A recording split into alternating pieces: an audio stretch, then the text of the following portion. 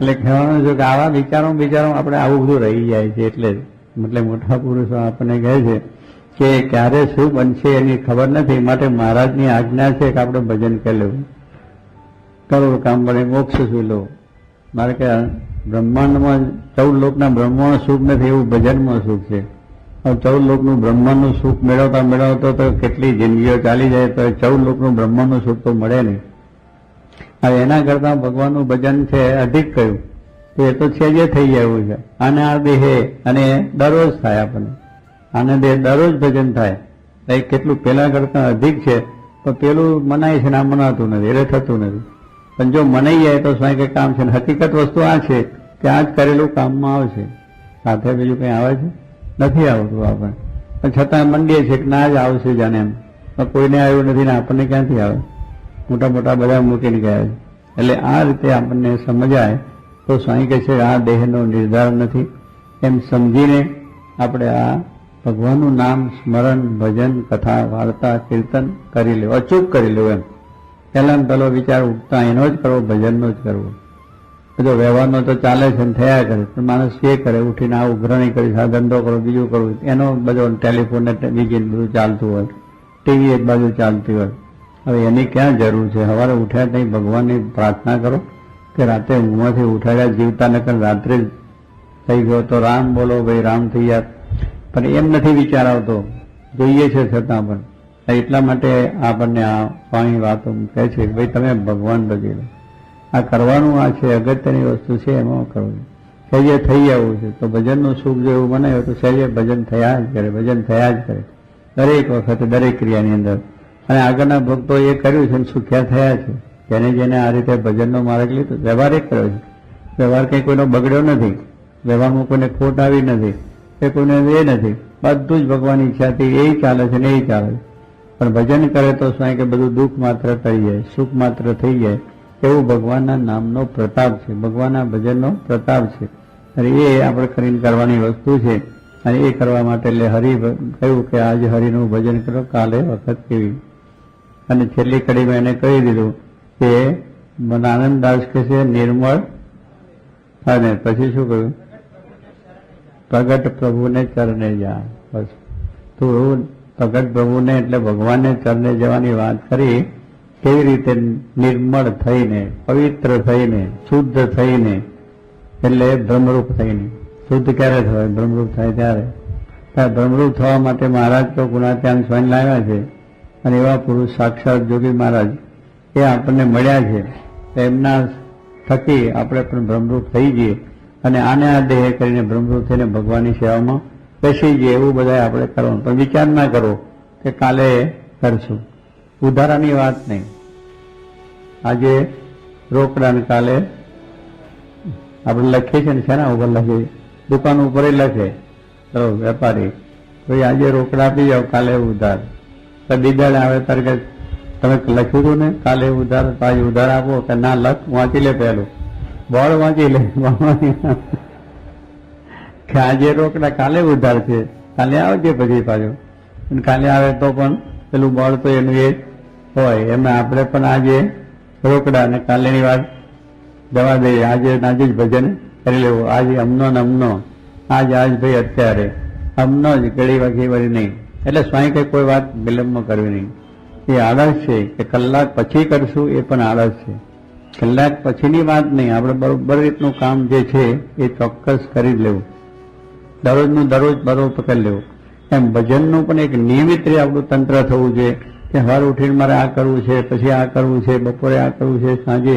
એ બધું પાછા કાર્યક્રમ પ્રમાણે, એટલે નાવાના, ધોવાના, ખાવાના, ધંધાના બધા કાર્યક્રમની અંદર આ કાર્યક્રમ એવો ગોઠવી દે, વણાઈ જાય, એટલે વ્યવહારનું કામ થાય અને ભગવાનનું કામ પણ થાય. બે વસ્તુ જોડે થઈ જાય છે. અને આ દેહે કરીને પ્રમાણ કરવાનું છે. અને એવું જો બધા ભક્તો થઈ ગયા આગળ, અમરીશ રાજા, જનક રાજા, ઘણા મોટા રાજાઓ રાજ્ય કર્યું છે અને આ પણ કર્યું છે. એમને કોઈ વાંધો નથી આવ્યો. પર્વતભાઈજીના આપણી બધી વાતો છે, દાદા ખચરની વાતો છે, શિવલાલ શેઠની વાતો છે, બધું ઘણા ભક્તો કર્યું છે. અને સાક્ષીમાના વખતમાં કર્યું છે, જોગીમાના વખતમાં ભક્તોએ કર્યું છે. આજે પણ ભક્તો ઘણા એવા કરી રહ્યા છે કે પોતાનું બે કામ કરે છે અને કોઈને વાંધો આવતો. એટલે સ્વામી કહે છે આપણે ધ્યાન પણ રાખવાનું કે આ કામ મુખ્ય છે, આ ગૌણ છે, આ કદાચ ના થાય તો કાલે થશે એનો વાંધો નહીં.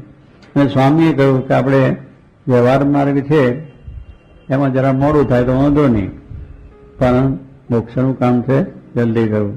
વ્યવહાર માર્ગની અંદર બેને પૂછવું પડે, પાંચને પૂછવું પડે, સલાહ સૂચન લેવું પડે, 5 દાડા મોડું થાય તો વાંધો નહીં. કરોડોની ફેક્ટરી નાખવી છે એને મારે કેટલું આયોજન કરીએ, કેટલી બધી સલાહ સૂચન કરીએ, પ્લાનિંગ કરીએ, બીજું કરીએ, એનું અપડાઉન થશે, શું થશે, માર્કેટ કેવું છે, કેમ છે, શું છે, ક્યાંથી પૈસા લાવશું, કેમ 5 જણને પૂછશે કે આમાં તો કે બહુ સારું છે ને તમે કરો, એ માર્કેટ સારું છે ને કામ સારું ચાલશે. એમ મહિનો મોડું થાય તો વાંધો નહીં, એમાં સારું થાય, વ્યવહારના માર્ગમાં વિલંબ થાય એનો વાંધો નહીં. અને 5ની સલાહ લઈને કરવું. પણ સ્વામી કે ધર્મના કામમાં કોઈની સલાહ નહીં અને મોડું કરવું પણ નહીં, ધર્મનું કામ તત્કાળ કરવું. તેની અંદર પૂછવા જઈએ તો પછી આપણે કહીએ ના આમ ન કરવા જેવું નથી, મંદિરમાં કંઈ નહીં, સ્વામી તો આયા છે પણ આપણે હજુ રોકાવાના છે, 19 તારીખ સુધી રોકાવાના છે, તમે શું કા ચિંતા કરો, ટાઈમ મળે ત્યારે જઈશું. ટાઈમ પછી મળ્યો કે ના મળ્યો ડફ લઈને ચાલ્યા ગયા, કંઈ ખબર પડે છે.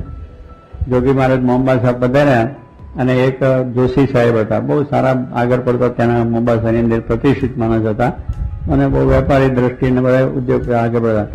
હવે આપણા સિટી સાહેબ, આપણા સત્સંગી, એમના મિત્ર, એટલે જોગી મહારાજ ત્યાં મોમ્બાસા પ્રતિષ્ઠા વખત કે પ્રસંગે પધાર્યા અને ત્યાં રહેવાના હતા 10-15 દિવસ રહ્યા. એટલે સ્વીટી સાહેબ દરરોજ કે સાહેબ તમે દર્શન આવો, બહુ મોટા પુરુષ છે, તમારું કામ થઈ જાય, દર્શન કરવા યોગ્ય છે, એમના આશીર્વાદ લો, તમે સર્વ પ્રકારે સુખ થાય, તમારું કલ્યાણ. સિટી સાહેબ તો બહુ મહિમાવાળા, એટલે ખૂબ સારી વાત કરે, એટલે હું આવીશ. ફરી બીજે દાડે પાછા કે ત્રીજે દાડે કે એમ કરતાં કરતાં છેલ્લે આમ સ્વામી નીકળવાનો 1 દિવસ 2 દિવસ રહ્યું એટલે પેલા કહ્યું સાહેબ તમે આવો, સ્વામી કાલે પરમદી વયા જશે અને તમને આશીર્વાદ મારે અપાવવા છે ને તમને આ બધું કામ બહુ સારું પરોપકારનું કરો છો ને વધારે બળ મળી જાય. પેલો કે સારું આવું, કાલે સવારે આવીશ. ચોક્કસ કે ચોક્કસ આવી. સ્વામી પછી એ પ્રમાણે થયું. રાત્રે કે જોશી સાહેબ સૂતા, એટલે સૂતા પછી ઉઠ્યા જ નહીં, દર્શન થયા નહીં એને ઉઠ્યા જ નહીં. કહો આમ રહી જવાય, આપણે જેને કાલ જઈશું, પરમ જઈશું, 10-15 દાડા સ્વામી રહ્યા પણ ટાઈમ ન મળ્યો, આ કામ કરવું, ફલાણું કામ, આ ઓફિસનું બે થશે, ઓફિસો ચાલશે ને બધું ચાલશે, એ બધી કંઈક રહી અને કદાચ રહી જાય તો પાછળ કરશે નહીં, ભૂપેન કરશે નહીં, બધું જ કરશે, સંભાળ લેશે. આપણે અમથી ખોટી ચિંતા રહે કે મારા પછી કોણ કરશે. અરે છે તૈયાર જ કરનારા, કઈ વાંધો નહીં આવે. નહીં આવે તો પછી તમારા ભાઈઓ કરશે, ભાઈઓ નહીં તો સમાજ કરશે, સમાજ નહીં તો સરકાર તો છે જ, તમારું બધું ઓજણી સંભાળ લે છે, તમારું છે મિલકત બસ સરકાર સંભાળ લે છે. એટલે એ બધું સ્વાય કે કરનારા મળશે પણ મોક્ષનું કામ કોઈ કરશે. જે ખાય તેની ભૂખ જાય, જે પાણી પીવે એની પ્યાસ જાય, બીજો પીએ ને આપણી ભૂખ જાય નહીં, બીજો પાણી પીએ ને આપણી પ્યાસ જાય નહીં, બીજો ખાઈને આપણી ભૂખ. એટલે આ જાતે જ કરવું પડે. એટલે આ ભજનનું કામ છે, મોક્ષનું કામ છે જાતે, એટલે એ આપણે કરી લેવું. પછી બીજું વ્યવહારનું થોડું વહેલું કરવું ધ્યાન રાખીને, પણ કદાચ રહી જાય તો પછી પાછળથી ચિંતા નથી, એના કરનારા મળી જાય છે. એટલે ધર્મનું કામ તત્કાળ. એટલે સ્વામી આપણને સમજાવે છે, નારાયણદાસે કહ્યું કે કાલે શું થશે એનો ખબર નથી, માટે સ્વામી એક વાત કરી સમજાવે છે કે જાજી આવડતા એ પણ બહુ ભૂંડું છે. કેટલાક કહે છે કે હું હવા 100 વર્ષ જીવું, 100 વર્ષ જીવું, મને આશીર્વાદ આપો 100 વર્ષ. કેટલાકને એવું જીવવાની બહુ જિજ્ઞાસ, જી વિશા એમ એટલે ઘણું લાંબુ છાવવાની, જી લાંબી કરે છે, પણ એને જીવીને શું કરવાનું છે. કાગડો 150 વર્ષ જીવે છે. કેટલું જીવે રાણા? 150 વર્ષ કાગડો જીવે, એટલે એનો આવડતા કેટલો લાંબો કહેવાય. પણ એ કાગડો 150 વર્ષ જીવો એનો કઈ આવડતા ખરો? એને કઈ એનાથી કામ થયું ખરું? એનાથી કઈ મોક્ષનું કામ થયું? કોઈનું પરોપકારનું થયું? ભગવાનનું નામ લેવું? કા કરે માથા એ પથ્થરો મારવાનું મન થાય. હવે ભજનમાં વિઘન કરે છે. એટલે કા કરીને શું ભગવાનનું નામ એ લેવા તો કશું થતું નથી. અને પાછો પેલું ચાંદા ઉપર બેહે, મૌસ ને ચૂથે, એનો ધંધો એ યાદ નથી. 150 વર્ષ જીવો એટલે એની કોઈ મહત્તા નથી. એટલે એવું છે, ઝાડમાં છે 1000 વર્ષ જીવે છે, ઝાડમાં છે 1000 વર્ષ, એનું શું? એટલે કહેવાનું શું છે કે એમ લાંબો આવડતા જીવે એમ નથી, પણ કેવું જીવન જીવ્યા એ છે. થોડું જીવન જીવ્યા પણ કેવું જીવન જીવ્યા એની અગત્યા છે. લાંબુ જીવન જીવ્યા પણ સારું જીવન ન જીવ્યા તો નકામું છે. એમ જાજી આવડતા કેટલાક ને થાય, બહુ મળે તો સારું, આ કરતો જો, આ કરતો જો. તો વિમુખને ભગવાન ભજી લે, પછી ભગવાનની ઈચ્છા પ્રમાણે આપણો આવરદાસ એટલો લાંબા છે, નહીં હોય તો આપણું કામ પૂરું થઈ જાય. પણ માણસને જાજી જીવવાની પણ ઈચ્છા છે, એટલે એ પણ એક ખોટું છે. આપણે જાજુ જીવવું અને આ જીવન શું સારું લાગે છે ખરું? કંટાળો ચડી ગયો છે કે આ દુનિયામાં રહેવા જેવું જ નથી. મહાદુઃખનું પંદાર છે કે નહીં? કઈક જાતના દુઃખો બીજું ત્રીજું છે. એટલે આપણે ભગવાન ભજી લેવા સારી વાત છે.